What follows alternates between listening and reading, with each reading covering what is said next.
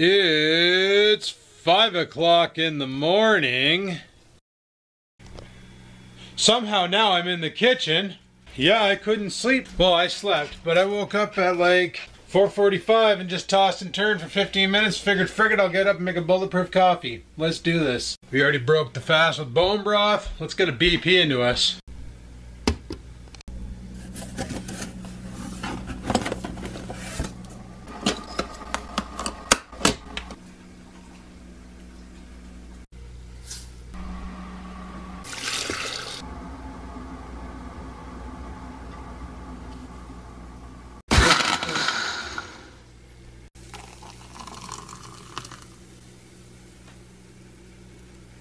Alright people, bulletproof coffee's ready. Let's go upstairs. Whoa, how did we get here so quick? Anyway, time to drink this coffee. That bulletproof coffee was so damn good, I'm gonna make another. It's apparently good old Facebook had a little system problem last night. And it was funny, I was trying to send pictures of my bone broth to Joss to see if I did it right. Because I honestly didn't know if I did it right. Because it's my first time, you know? First time making the shit, so I had no idea if I was right or wrong, or up or down, or pink or blue. And then when I tasted the straight up stuff, I was like, well, this has no flavor. Did I do this right? So I'm trying to send her pictures of what it looked like, and stupid Facebook kept saying, you can't do that right now. We can't send your picture. And I'm like, what's going on? So of course I start doing all the standard troubleshooting, like, you know, clearing the cache, deleting the cookies, trying a different browser, seeing what I could do. Turns out Facebook had an issue. After going through a bunch of the posts, I realized not only Facebook was shot, Instagram went down too. Today, I'm finding a bunch of posts from friends with that stupid blue flag that says, I survived the Facebook crash of March 13th, 2019. Ha! Okay, useless troubleshooting. Way to go, team me. I was gonna make some eggs for breakfast, but I kinda wanna take it slow on getting this stomach back in order to consume food and actually absorb nutrients. I'm probably gonna have my first meal tonight after a major workout, just because I wanna capitalize on the gains from working out, or from eating after a workout. Because let me tell you, there's gains to be had, big time.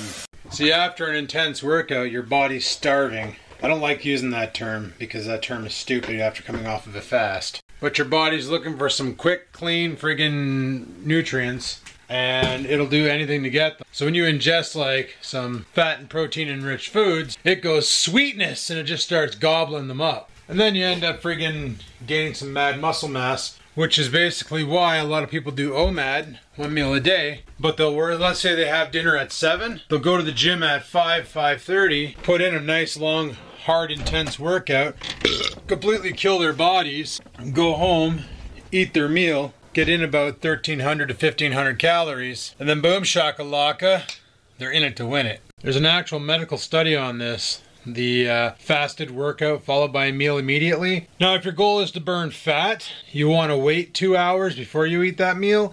If your goal is to put on muscle, you want to eat that meal the moment you're done your workout, no later than a half an hour after. This is where meal prep comes in. But seeing how my gym is in the other room from the kitchen, what I can literally do is when I go to jump in the shower, I can just put my food in, like get my food ready to go and have it already cooking. So it's done by the time I'm done. And then I can just friggin' plate it, eat it, have a shower, and then call it a day. So that's my goal now. We're gonna switch to OMAD, 1 meal a day, and we're gonna work out and then eat. Because I want to pack on some serious muscle. Yup. Check it out guys, this is the back of my Grey Vlogging Life shirt. The one that I was wearing just prior. I got one of my new shirts on now. This shirt right here. The armpits are ripped out of it. That's why it's a bedtime shirt, because it's just completely condemned. But look at the back on it. Looks like I got into a friggin' airsoft match. I don't even know how the hell this happens. It's on the back. I don't recall getting shot with a machine gun in the spine, but maybe it happened. Oh, frig yeah, boys, we need this! So for today's weather, we're expected to see mucho rain. It's going to go up to 10 degrees Celsius, which means that snow on the roof is probably just going to fall off and take out my picture window. I hope it doesn't. We'll see what happens. And then tonight we're going to get 10 to 20 centimeters of snow. Like, do we really need this? There's enough snow out there. You can send that shit to Sudbury for all I care. Everything else seems to go there, as far as jobs. Speaking of jobs, apparently there's like 2 big businesses opening up in North Bay. One of them, which kind of sucks, is a pharmaceutical business, and it's basically going to be employed by the Canadore College, our local college here.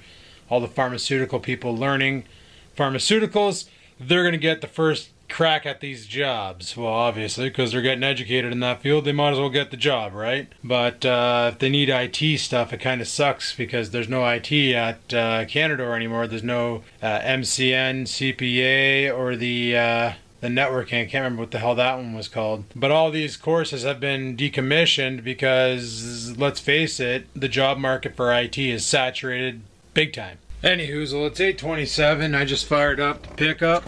We're gonna friggin' jump in or head off to work. I want to talk to you guys about the difficulties that I've had while fasting and the challenges I had to overcome. I talked about them during the week while it was, or during the 10 days while it was happening. But I want to go into depth. Man, that's weird. I asked the hockey puck to turn off the studio. It does it. Then I asked the hockey puck to turn off the kitchen, and the one in the living room sounds up. I guess the one in the kitchen didn't want to take any more orders today. Friggin' Google Union. Well, it's a little... Where's my dart? Oh, it's in my pocket. Okay. It's a little windy out today, but she's warm.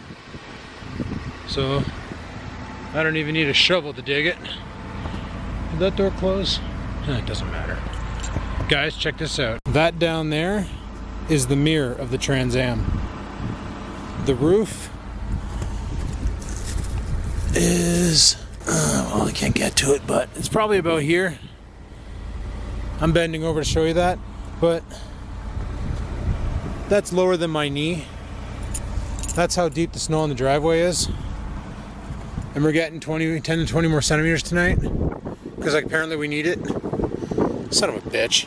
God, I hope no glass on that thing broke. All right, let's go. So, yeah, I want to talk about the difficulties I had while fasting. First off, guys, it's not easy. It takes a lot of willpower to do what I did. If you don't believe me, give it a go for just one day. Try it just for one day and see how much it sucks. That your body is hungry and it wants to eat and it's gonna be mad until you give it food. I'm gonna turn up here because I don't feel like dealing with that garbage truck. You know what? Screw it. Let's deal with it. Well, it's not a garbage truck, it's a recycling truck. Are we clear? Anyway, what I'm getting at is if you're on a high carbohydrate or a moderate carbohydrate diet, you're going to have a hell of a time because the sugar in your body is going to be releasing.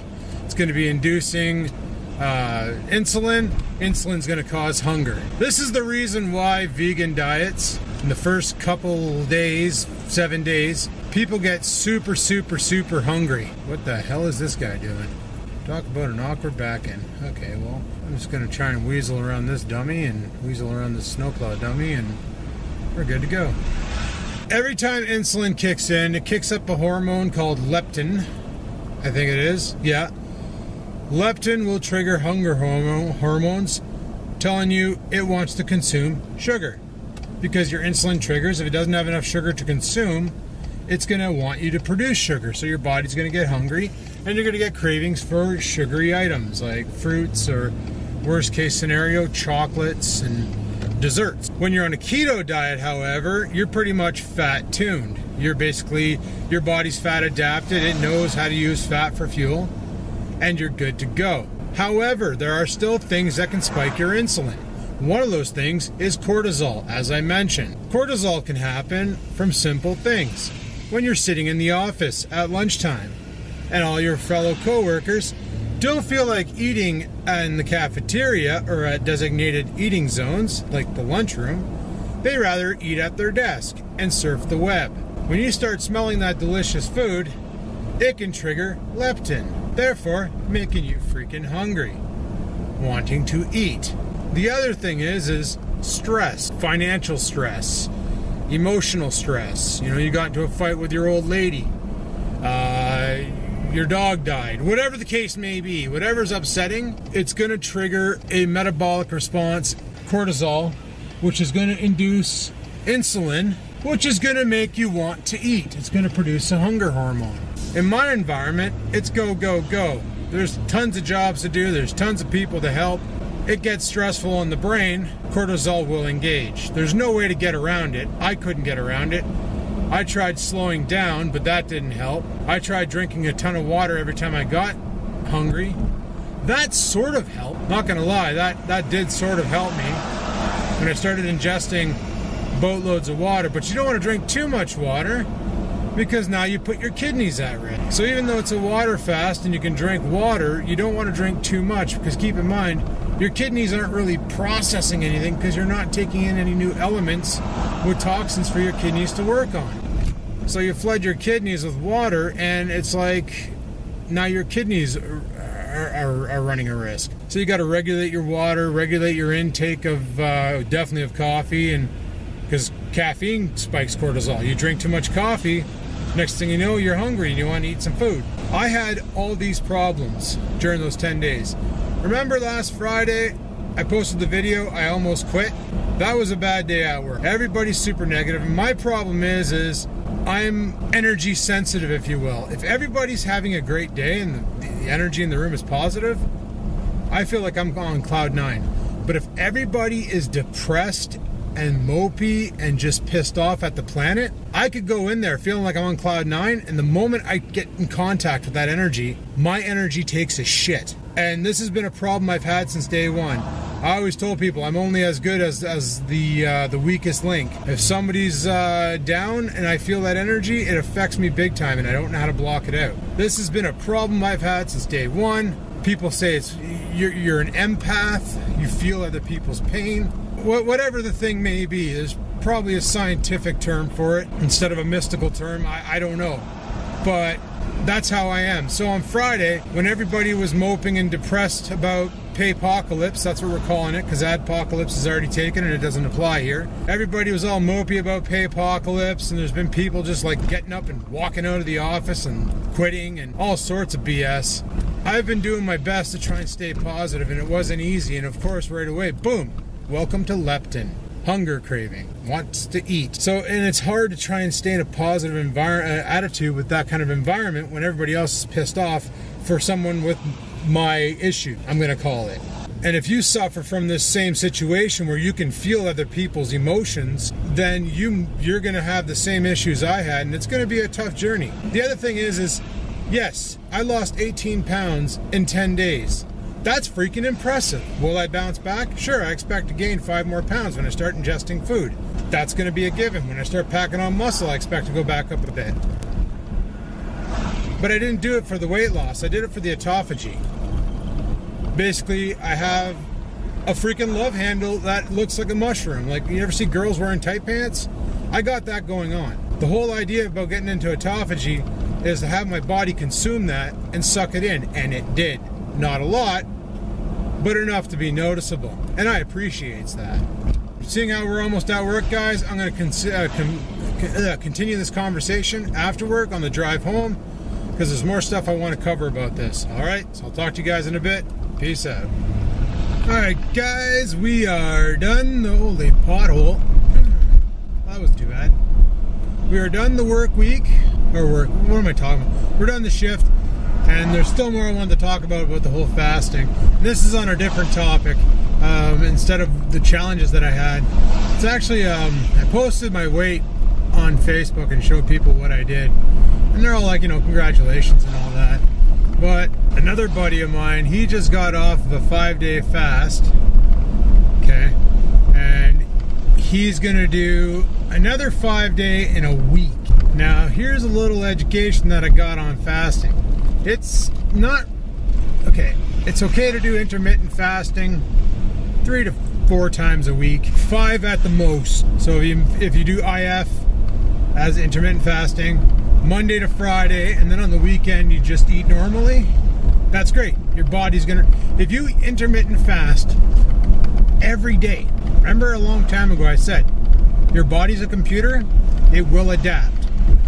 If you intermittent fast every day, your resting metabolic rate will drop and your body will think something's wrong.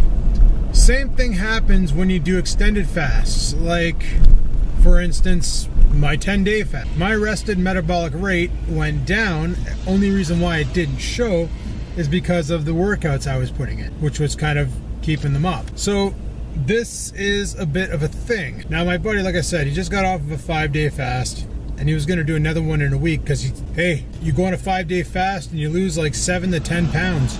That's amazing, right? In 5 days, Monday to Friday, just don't eat food, you're down 10 pounds. That's like the biggest loser dream right there.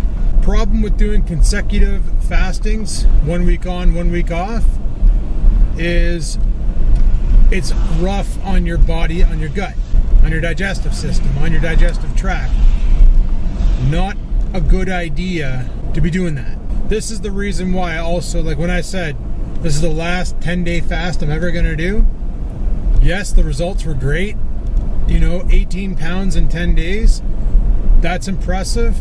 Even if I go back up 5 pounds, 13 pounds in 10 days, that's still pretty damn impressive. I know some people who take a whole month to lose, or even longer than that, to lose 13 pounds. So it's one of those things where it's a cool tool to have, but if you abuse it, it's going to cause problems. Don't abuse it. Now, the intermittent fasting, I talked about that and how I'm going to use it for my workouts to really boost my gains. Basically, Monday, Tuesday, Wednesday, Thursday, Friday, I plan on intermittent fasting. Saturday and Sunday, I'm going to eat normally, have a breakfast and have a supper. The reason why I'm doing that is basically to reset my system. I want to keep the body guessing. The more the body has to adapt, the more the body is going to change its shape. Like I mentioned before, people who work at a job where they got to lift all day long, they can do that motion no problem, but then you give them a new action to do, and the next day they're sore as frig because they never use that muscle group, like squatting instead of just lifting. They got that lifting down to a science, but heaven forbid they got to squat. The challenges of intermittent fasting, or fasting in general, is smelling everybody's delicious food while you're starving because your leptin kicked in, your ghrelin kicked in, your body wants to taste what they're tasting.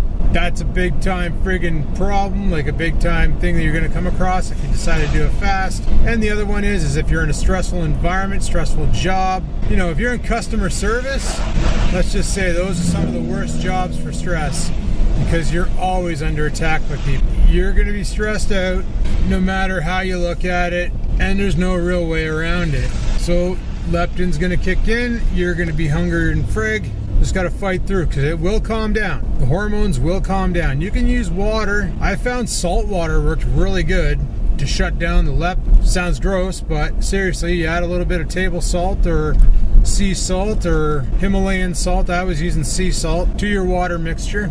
Some people will do sea salt, baking soda, and potassium. And now this is actually part of this diet called the snake diet.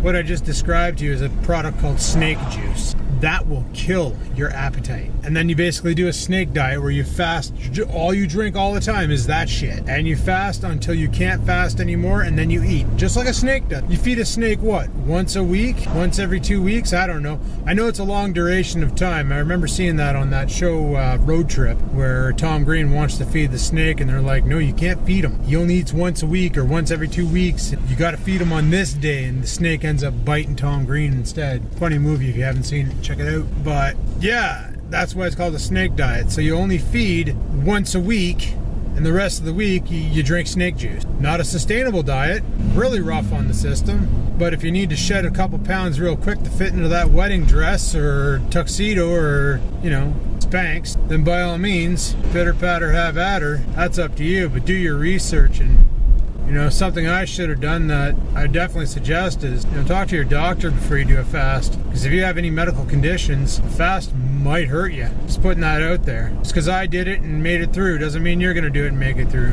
Different strokes for different folks, people. Anyway, almost home. Talk to you then. Okay, peace. How's that for mileage? 6699.5. The Moose. Well, it's not quite raining out yet, so that's pretty sweet.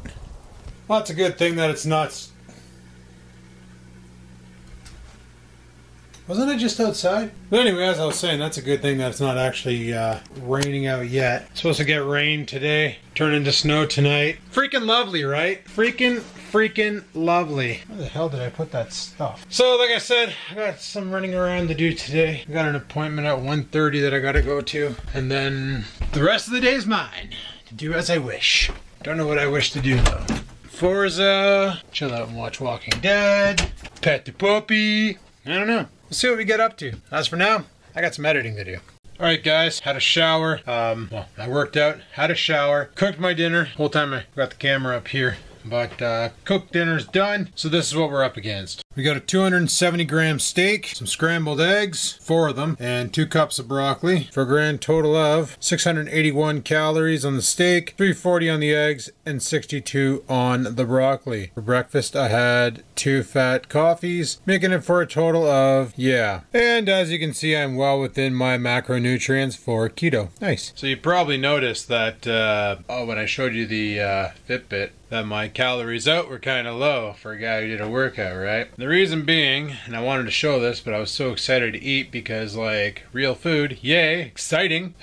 Well, I put my Fitbit on the charger, basically because it's dead. It was at like 10% life.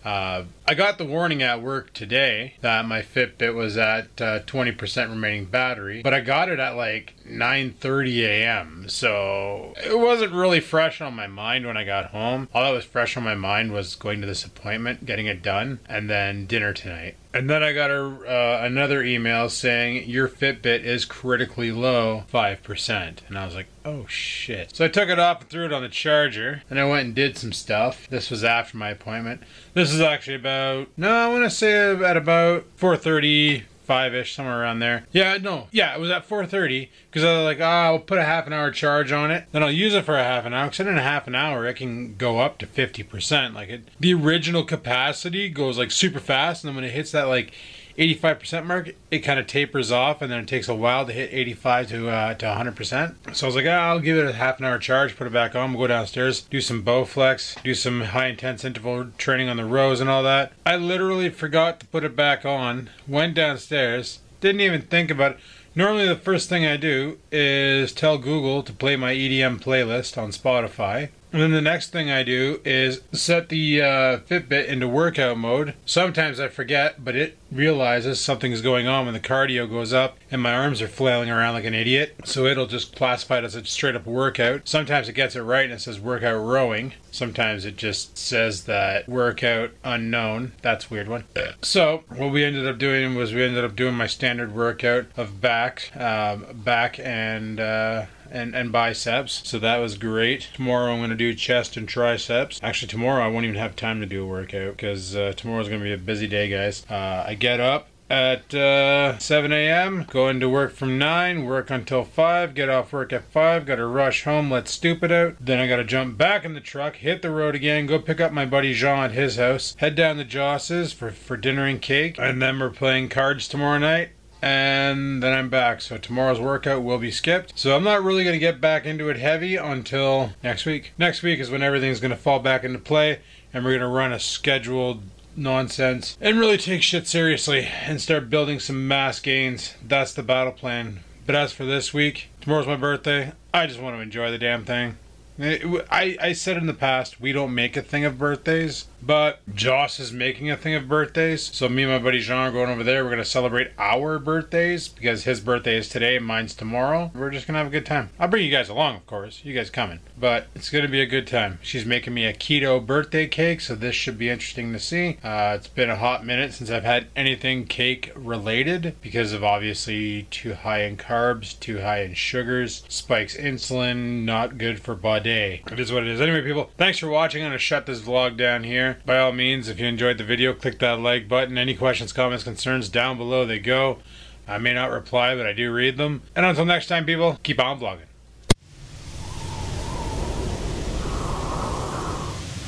Sit, stupid, sit. Good dog.